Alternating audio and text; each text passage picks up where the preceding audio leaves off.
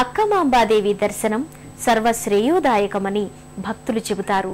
కావలసినంత ఆధ్యాత్మిక ఆనందాన్ని సొంతం చేసే ఈ ఆలయ సందర్శనాన్ని ఓ మరుపురాని అనుభూతిని భక్తులు చెబుతారు. ఆ భక్తుల అనుభవాలను వారి మాటల్లోనే విందాం రండి. ఇక్కడ కళ్యాణదుర్గంలో పైన అక్కమాంబ కొండలో 9 మంది అక్క చెల్లెలు ఇక్కడ వెలిసినారు. పురాతన కాలం నుంచి ఇక్కడ పూజలు పునస్కారాలు అందుకుంటున్నారు. చాలా పురాతనమైన దేవస్థానము. 7వ తేదీ గాని 16వ తేదీ గాని 25వ తారీఖు గాని పుట్టినవారు ఈ ఆరుద్ర నక్షత్రం వారు గాని అమ్మవారిని సేవిస్తే అనుకున్నవి నిర్విఘ్నంగా కొనసాగుతాయని భావిస్తున్నారు. అక్కమ్మగార్ల బామ్మ చాలా నమ్మకమైన అమ్మవారు. కోరిన కోరికలు తీరుస్తుంది. మేము ఏదైనా మొక్కుంటే ఖచ్చితంగా కోరిక తీరుస్తుందని మేము వారం వారం ఇక్కడికి వస్తాము.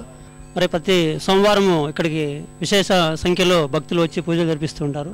ఈ అక్కమ్మ గారులు చాలా మందికి ఇలవేల్పుగా ఇంటి దేవతగా చాలా మంది ఈమెను కొలుస్తున్నారు.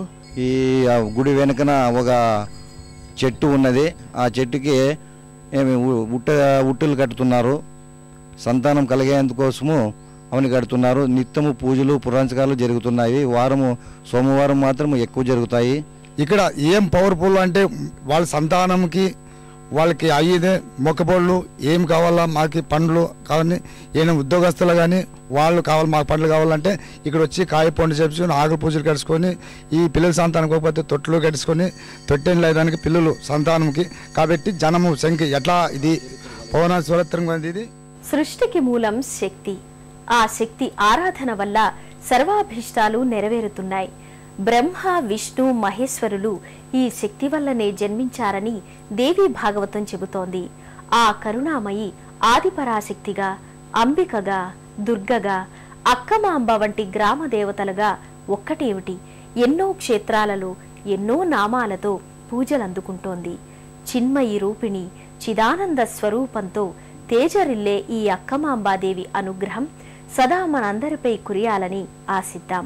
మరో క్షేత్ర సందర్శనంతో తీర్థయాత్ర కార్యక్రమంలో మళ్లీ కలుసుకుందాం. అంతవరకు సెలవు మరి. నమస్కారం. పుణ్యక్షేత్రాల దర్శనం, అపురూప ఆలయాల సందర్శనం, తీర్థయాత్ర కార్యక్రమాన్ని ఇప్పుడు యూట్యూబ్ ఆన్లైన్లో www.youtube.com/etv2india లింక్ ద్వారా కూడా వీక్షించండి.